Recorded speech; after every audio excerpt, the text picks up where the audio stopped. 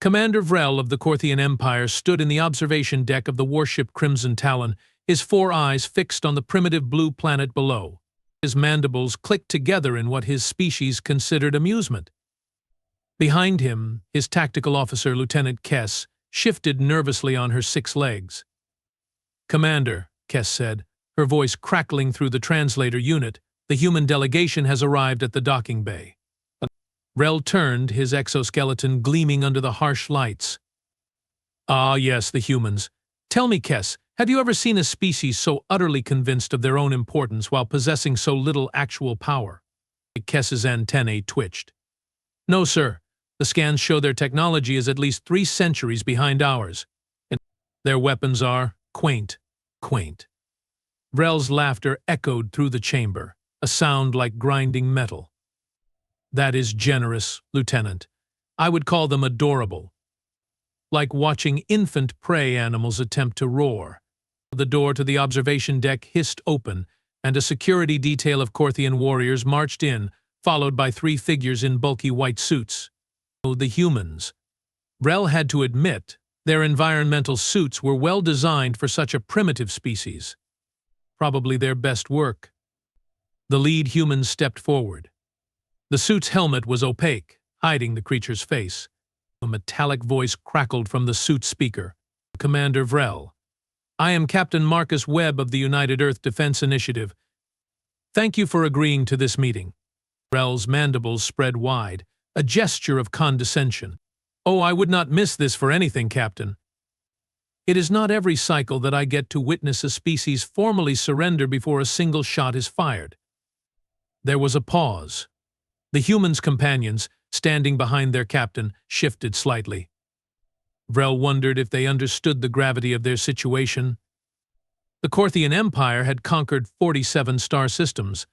Earth would be the 48th. "We did not come here to surrender," Captain Webb said, his voice steady despite the obvious disadvantage. This made Vrell laugh even harder. Several of his officers joined in, creating a cacophony of metallic screeching that filled the deck. Oh, this is rich? Lieutenant Kess, did you hear that? They did not come to surrender." Kess clicked her mandibles politely. "I heard, Commander." Vrell moved closer to the human, his towering 3-meter frame making the captain look like a child's toy. "Let me explain something to you, Captain Webb. Your planet has exactly 12 operational warships. We have 3,000 in this fleet alone. Your most powerful weapon, based on our scans, is a primitive fusion device that would barely scratch our shields. We have weapons that can crack your planet like an egg. So tell me, what exactly did you come here for, if not to surrender?" The human was silent for a moment. "Then, to give you a chance." The laughter stopped abruptly. Vrell's eyes narrowed, all 4 of them focusing on the small figure before him. "A chance? You are giving us a chance?" "That is correct," Captain Webb said. Vrell felt his blood temperature rise, a sign of irritation in his species. "You insects have the audacity to stand on my flagship, outnumbered, outgunned, outmatched in every conceivable way, and you dare to offer me, Commander Vrell, Third Talon of the Empire, a chance." "Yes," the human replied simply. One of Vrell's tactical officers, a young warrior named Drax, stepped forward, his weapon humming to life. "Commander, shall I remove this insolent creature from your presence? Preferably in pieces?" Vrell held up a claw, stopping him. No, I want to hear this. Captain Webb, please, enlighten us. What chance are you offering?" "The chance to leave," Webb said. "Turn your fleet around. Go back to whatever world you have conquered. Leave Earth alone. Do this, and you will live." The silence that followed was so complete that Vrell could hear the humming of the ship's engines through the deck plating. Then the laughter returned, louder than before. Every Korthian in the room was screeching with mirth, their bodies shaking with the absurdity of it all. "You will let us live." Vrell could barely speak through his amusement. "Oh, this is too much. Lieutenant Kess record this. I want to show this to the Empress herself. The humans are threatening us." Kess was laughing too hard to respond properly, her antennae quivering wildly. Vrell wiped one of his eyes with a claw, composing himself.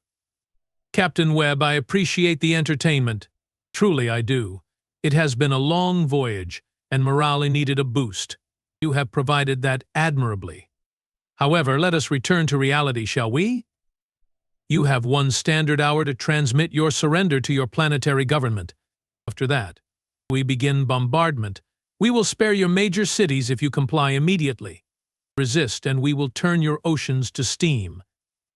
"You are making a mistake," Webb said, his voice still calm, still measured. "The only mistake," Vrell hissed, his patience wearing thin, "is yours. Coming here. Wasting my time.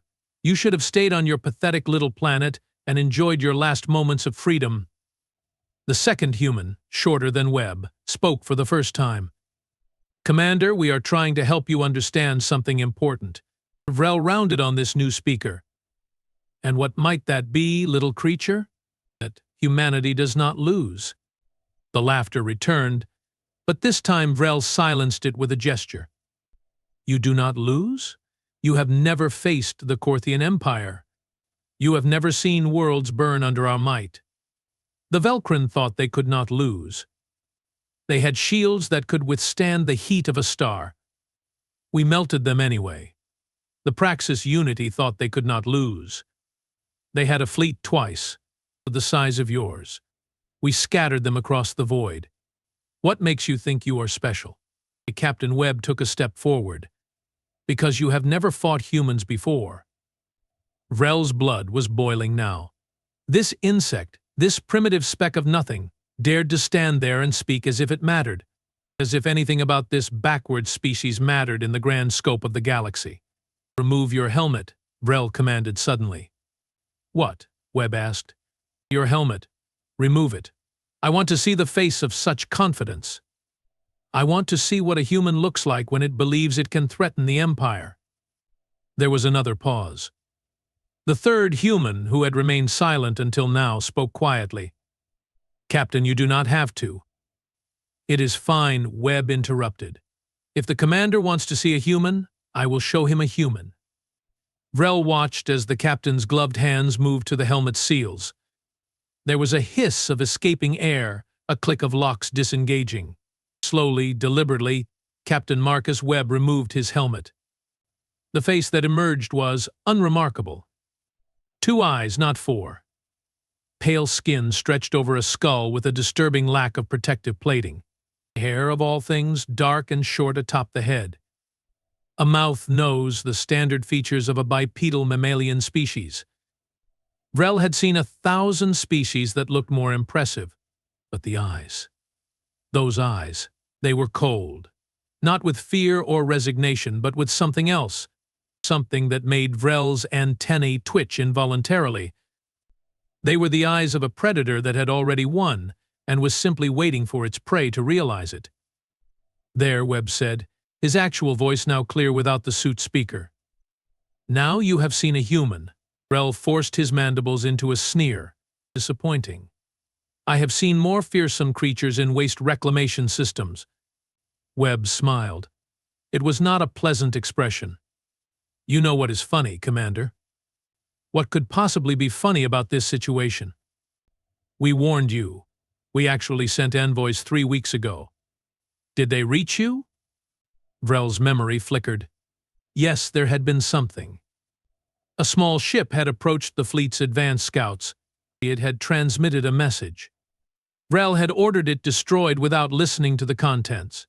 Standard procedure for presumptuous inferior species.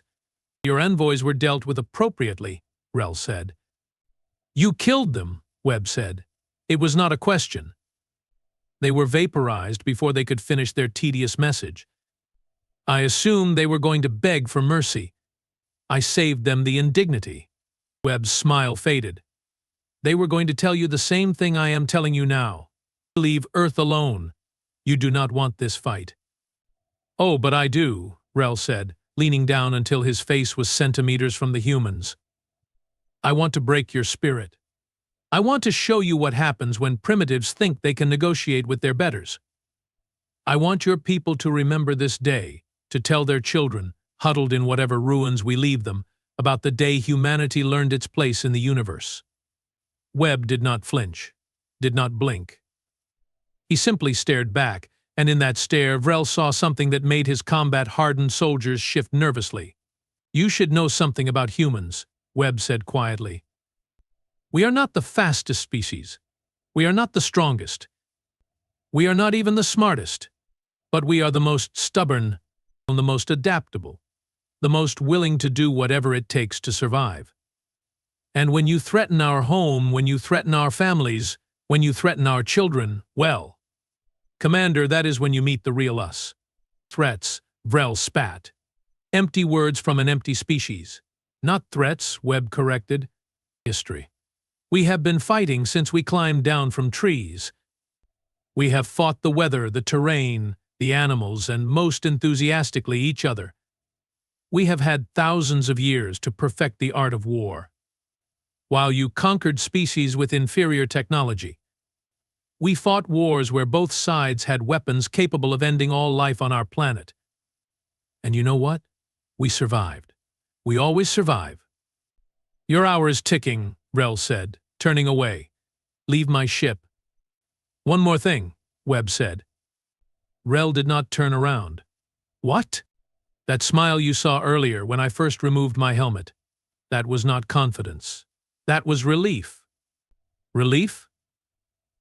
"Yes, relief that we tried. Relief that we gave you a chance. Relief that when this is over and you are all dead, I can tell myself that we at least attempted diplomacy." Vrell spun around, his patience finally snapping. "You insignificant speck of organic waste. I will personally oversee the bombardment. I will make sure every human on that planet watches their atmosphere burn away before they suffocate." Webb put his helmet back on, the seals clicking into place. Through the speaker, his voice came again, distorted but clear. "See you on the battlefield, Commander. I hope your ships are as strong as your ego." The three humans turned and walked toward the exit, their footsteps echoing in the silent chamber. Not one of Vrell's warriors moved to stop them. They simply watched, unsettled by something they could not quite name. When the door closed behind the delegation, Lieutenant Kess approached carefully. "Commander, should we be concerned?" "Concerned?" Vrell's laughter returned, but it sounded hollow even to his own ears. "About humans? No, Lieutenant. We should not be concerned. We should be victorious. Prepare the fleet. We attack in 1 hour." "Yes, Commander." But as Kess left to relay the orders, Vrell found himself staring at the spot where the human had stood. Those eyes, that smile, that absolute, unshakable certainty. For the first time in his 30-year military career, Commander Vrell of the Korthian Empire felt something he had not experienced since he was a juvenile warrior in training. He felt doubt. And in the cold vacuum of space, as the Crimson Talon prepared for battle, Earth waited below, patient, ready, and nowhere near as helpless as it appeared. The attack began exactly 1 hour later, just as Commander Vrell had promised. 3,000 warships of the Korthian fleet positioned themselves in a perfect assault formation, a maneuver that had brought down empires. Vrell stood in the command center of the Crimson Talon, watching the tactical display with satisfaction. Earth's pathetic defense fleet was already scrambling to meet them. 12 ships. 12. Against 3,000. "This will be over before the second moon rises on the homeworld," Vrell announced to his bridge crew. "Lieutenant Kess, begin the bombardment sequence. Target their largest cities first. I want them to understand the cost of defiance." "Commander," Kess said, her voice uncertain, "the human fleet is not engaging." "They are retreating?" Vrell's mandibles clicked in confusion. "Retreating? Already?" But they spoke so boldly. "Show me." The main view screen flickered to life, displaying the 12 human vessels. They were indeed pulling back, moving away from the Korthian fleet at maximum velocity. Their retreat was orderly, calculated, but it was still a retreat. "Cowards," Drax shouted from his weapons station. They talked of never losing, and they run before the first shot is fired. Vrell felt vindication surge through him, and of course, it had all been posturing, empty threats from a terrified species hoping to buy time. How typical, how utterly predictable. "Let them run," Vrell said. "We do not need to waste ammunition on their toys. All ships, prepare for planetary bombardment. I want every major population center reduced to rubble within the next 3 hours." "Yes, Commander." The bridge crew responded in unison. Vrell settled into his command throne, savoring the moment. This was why he had joined the military. This was why he had spent decades fighting across the stars. The moment when an inferior species realized their place, when they understood that resistance was futile, the lights went out. Not just on the bridge. Everywhere. The entire ship plunged into darkness for exactly 2 seconds before the emergency systems kicked in, bathing everything in a deep red glow. "What happened?" Vrell demanded, leaping from his throne. "Report." Whoa. Cass was frantically working her console, her claws flying over the controls. "Commander, we have lost primary power. All weapons systems are offline. Life support is on emergency backup." "That is impossible. Our ships are shielded against electromagnetic pulses. Our systems are triple redundant." "I know, sir, but..." Kess looked up, all 4 of her eyes wide with something that might have been fear. "Commander, it is not just us. The entire fleet just went dark. All 3,000 ships." The bridge fell silent, except for the humming of emergency power. Vrell felt his blood run cold, a sensation he had not experienced since facing down a Praxis battlecruiser at point-blank range. "How?" he whispered. "How is this possible?" The answer came not from his crew, but from the communication system, which crackled to life with a familiar voice. "Captain Marcus Webb." "Good evening, Commander Vrell. I hope your emergency lighting is sufficient. I know how Korthians prefer bright environments." Vrell lunged for the communication console. "What have you done? What is this?" "This?" Webb's voice sounded almost cheerful. "This is a lesson in assumption. You assumed our technology was primitive because our ships looked simple. You assumed our weapons were weak because we did not boast about them. You assumed we were defenseless because we did not immediately attack. You know what they say about assumptions. Commander, our shields were up. Our systems are hardened against every known form of attack. Every known form to you, Webb corrected. See, while you were busy conquering species with technology similar to your own, we were busy being paranoid. Humans are very good at paranoia, Commander. We spent the last century preparing for threats we had never encountered. Alien invasions were number 3 on our list. Right after nuclear war and artificial intelligence gone wrong. Drax was hammering at his weapons console, trying to bring anything online. "Commander, I cannot restore power. Something is interfering with our entire electrical grid." "That would be the nanobots," Webb said casually, as if discussing the weather. "Trillions of them, actually. We released them from our retreating ships. They passed right through your shields because, well, they are really small. Your shields are designed to stop macro objects like missiles and energy weapons. But molecules? Single atoms bonded to carry a specific electromagnetic payload? Those just float right through."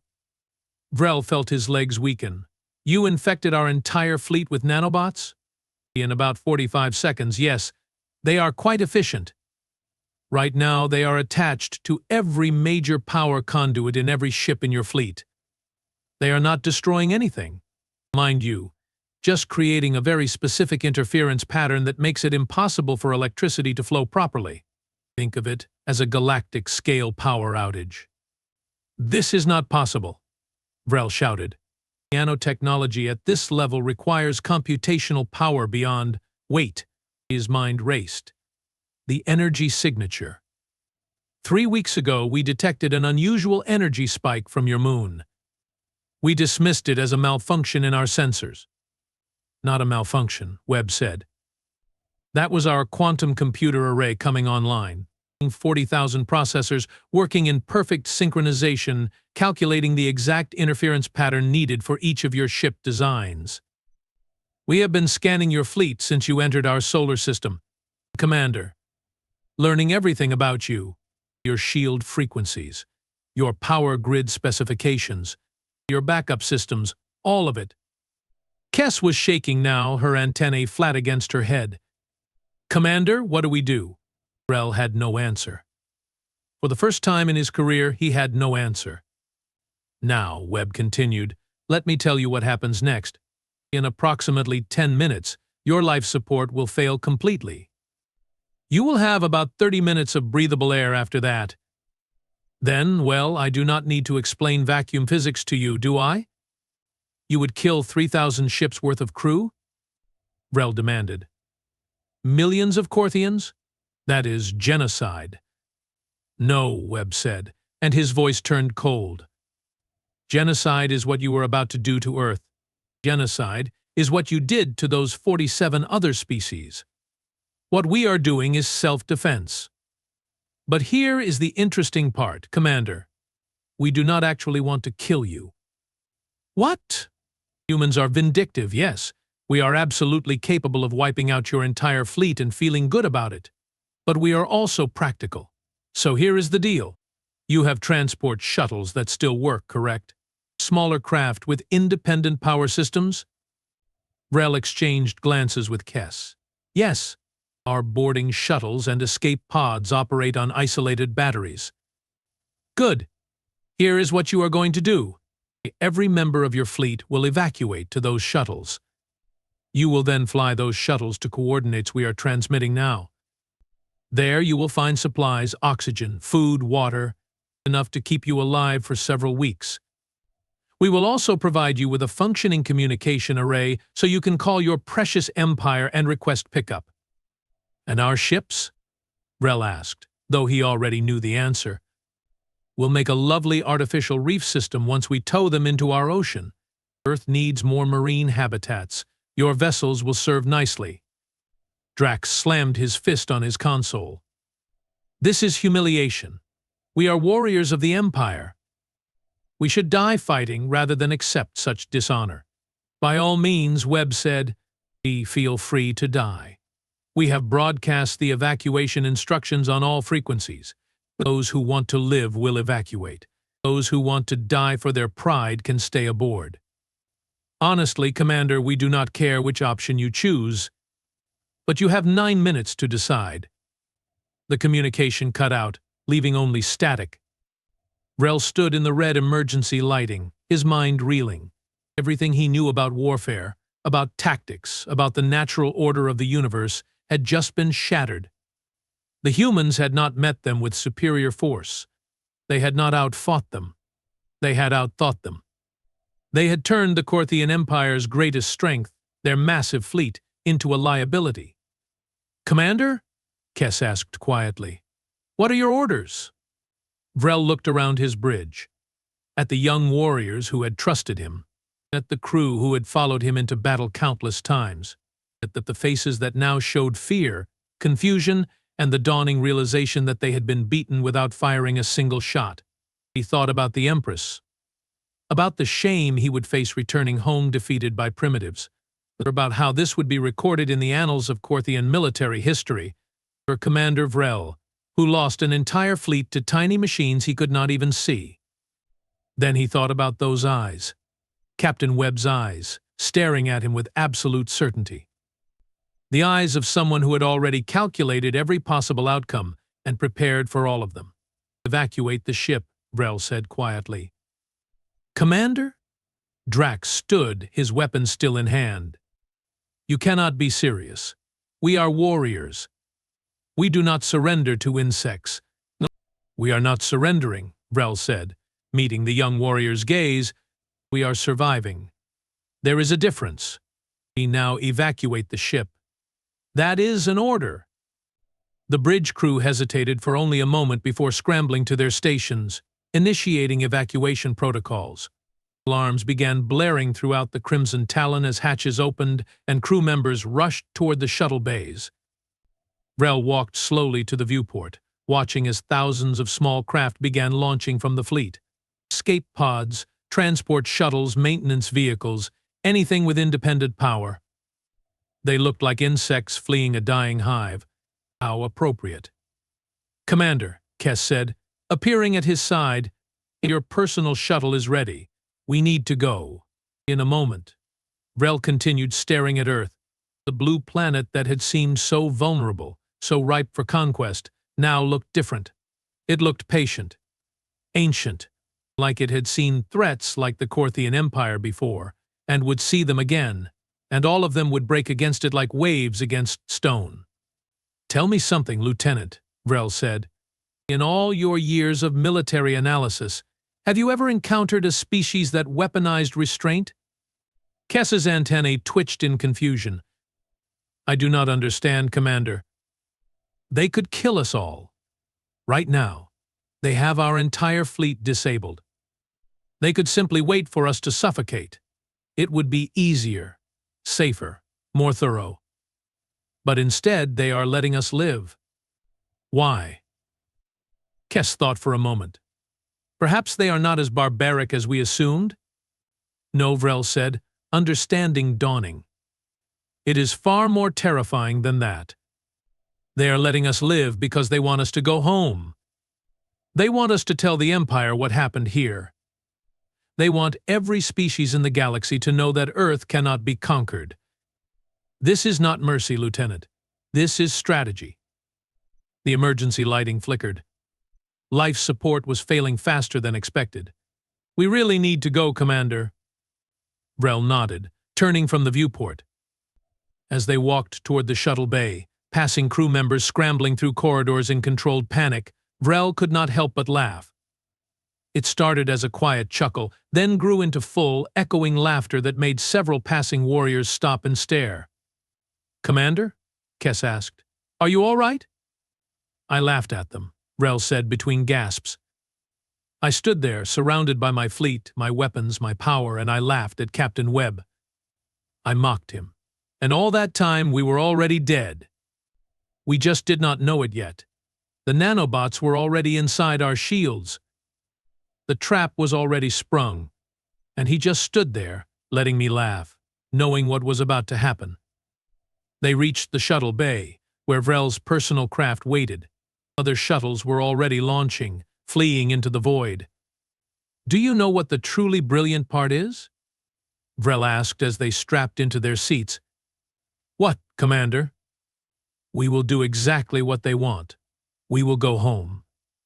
We will tell the Empress everything. And the Empire will never, ever come to Earth again.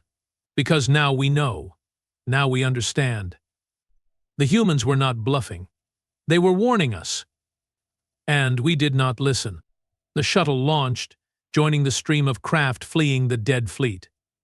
Behind them, 3,000 warships floated lifeless in space, monuments to Korthian arrogance.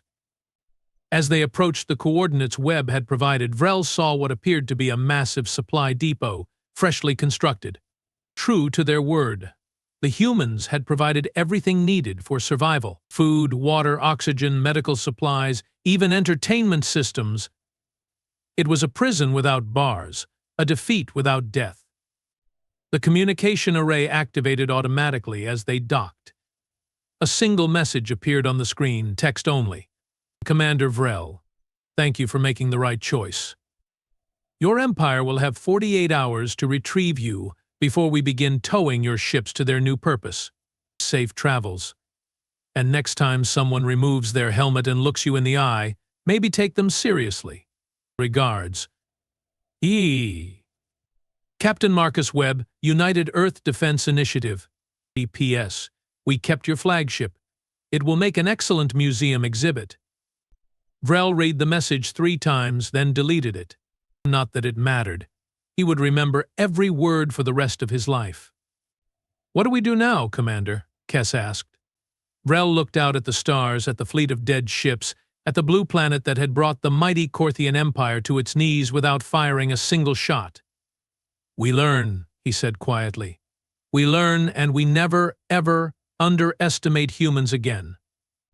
And somewhere below, on the surface of Earth, Captain Marcus Webb removed his helmet once more, breathed the air of his home planet, and smiled. Not with cruelty, not with hatred, but with the satisfaction of someone who had done their job well. The galaxy would talk about this day for centuries. The day humanity proved that the most dangerous species was not the strongest or the fastest or the most numerous. It was the one that prepared for everything, adapted to anything, and never, ever gave up. The day the Korthian Empire learned what every species eventually learns: you do not mess with Earth.